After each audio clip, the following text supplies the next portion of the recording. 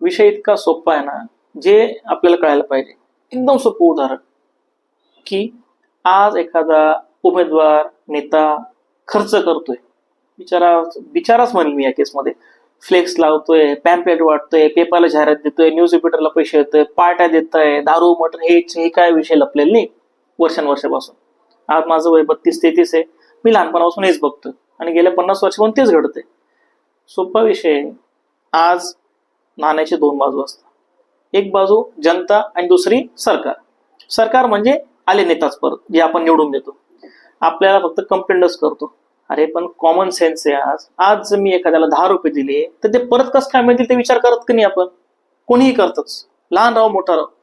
या नेत्याने समजा करोडो रुपये खर्च केलेले, मग ते वसूल करणार नाही किंवा बॅक ऑफ द माइंड त्याच्यामुळे विचार आणणार की बाबा माझे एवढं खर्च आले, मला ते रिटर्न पाहिजे. बरोबर? हे सोपं गणित आज कळायला पाहिजे.